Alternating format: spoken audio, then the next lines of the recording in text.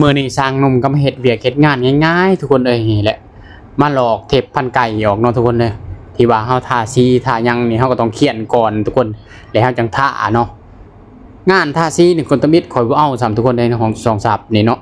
แต่ว่านั่นเขาบังคับให้เอาเขาบังคับให้เฮ็ดเนาะ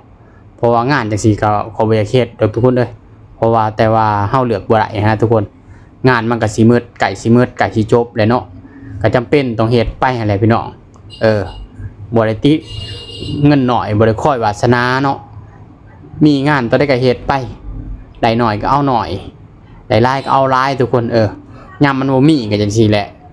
เก็บเล็กผสมหน่อยแหละทุกคนเอ้ยเวียกงานการสร้างแต่ละมื้อแต่ละวันก็บางมื้อก็มีเฮ็ดบางมื้อก็บ่มีเฮ็ดทุกคนเอ้ย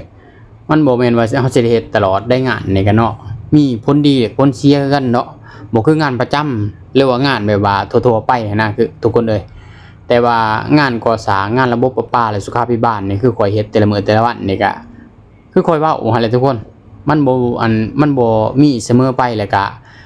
มีอยู่แต่เงินดีเงินบ่ดีอีกต่างหากทุกคนมันขึ้นกับมันนั้นใส่งานหน้างานคือกันทุกคนเอ้ยคันเฮาบ่จักไผหรือว่าการเงินการค้ำเขาเฮาบ่รู้จักเลยนี่อย่าเข้าไปเฮ็ดกะยาทุกคนเอ้ยอยู่นี่เขาก็มารับต่อเขาเนาะแต่ว่าเขาก็จ่ายอยู่ทุกคนอยู่นี่ก็เนาะจ่ายพอไปพอมาอะไรเนาะพอสม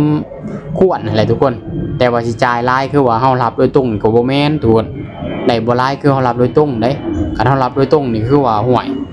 ได้หลายเด้ครึ่งต่อครึ่งพุ่นแหละทุกคนอีหลีข่อยเว้าด้วยความจริงเลยเนาะที่ว่าข่อยเคยผ่านการผ่านงานมาแบบว่า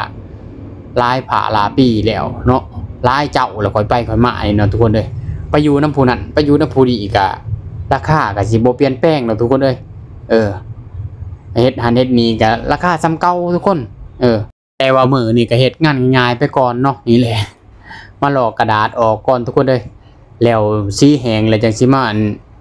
พ่นอันนั้นสัญลักษณ์อีกที่เนาะพ่นลูกศรเนาะบอกง่ายๆก็บางคนก็ว่าเอ้าอิหยังวะสัญลักษณ์บางคนเกินลูกศรบางคนเกินสัญลักษณ์ทุกคนว่ามันสิบอกดอกว่าน้ำไหลไปโน่นไปนี่ทุกคนมันจะมีลูกศรบอก